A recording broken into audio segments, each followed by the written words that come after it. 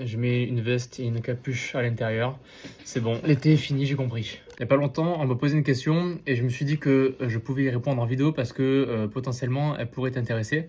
La question c'était qu'est-ce qu'il faut manger et en quelle quantité il faut manger. Alors du coup, je vais profiter de cette vidéo pour t'expliquer comment tu vas pouvoir structurer ton alimentation simplement et sans trop te prendre la tête et obtenir des bons résultats. Déjà, la première étape, c'est de savoir quel est ton objectif.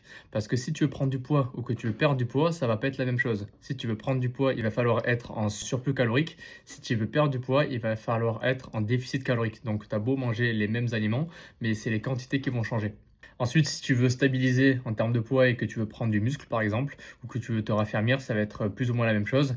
Mais du coup, la deuxième étape, elle va être super importante. La deuxième étape, c'est de manger assez de protéines. Ou en tout cas, même si tu n'as pas forcément envie de performer ou de prendre du muscle, il faut absolument que tu manges assez de protéines, c'est-à-dire entre 1,8 et 2 grammes par kilo de poids de corps. Il va falloir que tu manges ça aussi tous les jours parce qu'en fait, ton corps il ne va pas stocker les protéines. Donc, tous les jours, il va falloir que tu apportes les protéines à ton corps. Donc, la troisième étape, ça va être de gérer tes quantités. Donc, si tu veux perdre du poids, il va falloir que tu sois en déficit calorique. Donc, il va falloir que tu manges potentiellement moins si tu as du poids en trop. Et si tu veux prendre du poids, par contre, et que tu manges une certaine quantité d'aliments, il va falloir potentiellement que tu manges un peu plus. Donc là, c'est très simple. Si tu n'as pas trop envie de te prendre la tête à calculer toutes tes portions tous les jours, ce que tu fais, c'est que tu remplis la moitié de l'assiette de légumes, tu remplis le quart de l'assiette des protéines, tu remplis l'autre quart de l'assiette par des glucides, et tu fais ça tous les jours. Et à la fin de la semaine, tu vois si tu as pris du poids ou si tu as perdu. Regarder la balance, c'est un bon indicateur pour savoir si tu as perdu ou pris du poids, mais aussi regarde ton physique, parce que si tu as pris du poids sur la balance, mais que physiquement tu te trouves mieux, alors ça suffit.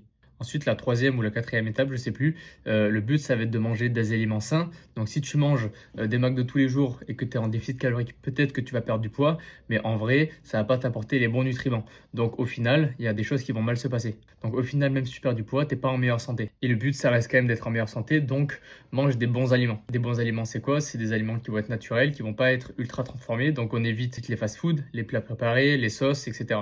Et ensuite, il y a une autre règle qui va te permettre d'éviter d'avoir des craquages, c'est de manger plusieurs fois par jour, genre entre 3 et 5, moi je dirais 4, et à chaque repas d'avoir un apport de protéines, de glucides et de lipides. Et en plus, en mangeant 4 fois, ça t'évite d'avoir super faim, par exemple au goûter, ou alors le soir avant de te coucher. Parce qu'en général, c'est là où on va craquer, parce qu'à la fin de la journée, tu es fatigué, et du coup, c'est plus dur de résister à du chocolat ou à un excès. Et pour finir, il n'y a pas une seule manière de faire. Donc toi, essaie d'avoir une alimentation qui te correspond, qui te fait plaisir.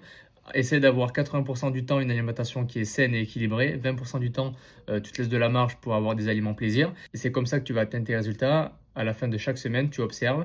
Et si tu te rapproches de l'objectif que tu t'étais fixé, alors tu continues comme ça. Si ça t'en éloigne, alors tu sais qu'il faut changer un truc.